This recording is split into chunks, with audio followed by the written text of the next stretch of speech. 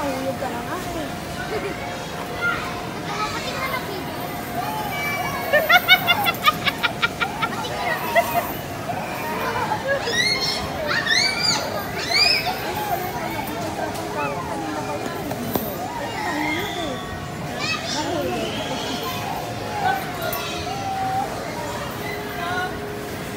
Okay, enough.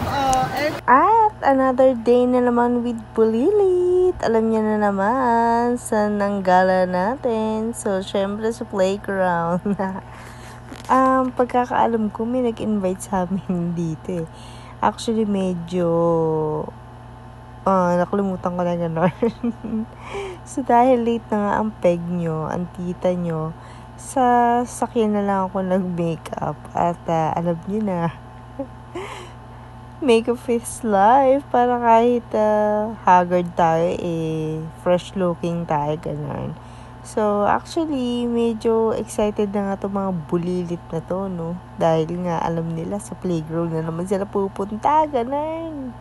So, ayun guys, no? Kamay-kamay lang ako kasi, alam nyo na, dahil nga nagmamadali na tayo, minsan hindi na ako nakapagdala ng brush. At saka, ang hirap pa dala ng brush guys kasi syempre alam nyo na dagdag dalahin pa yon.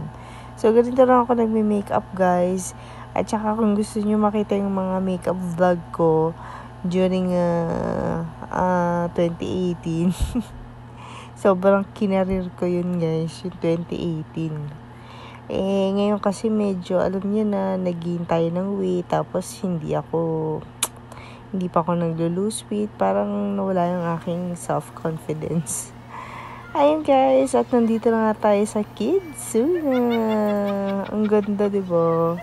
So, actually, parang bago tong eme nila na to. Ayan.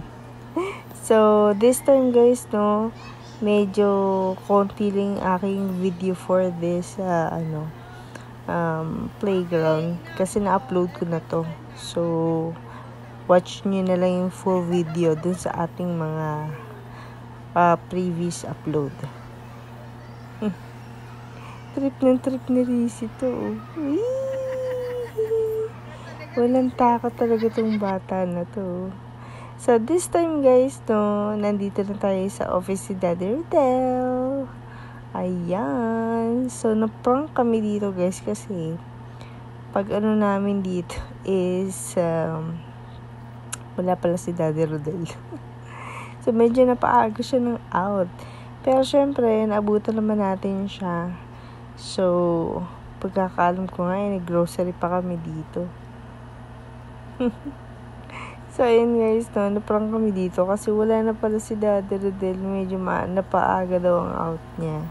So, ayun, no, at ayan na nga, no, nandito na siya banda sa may another entrance ng ating office. Medyo tiring ngayon guys, pero okay lang. Yun lang ang mga ganap today. Bye!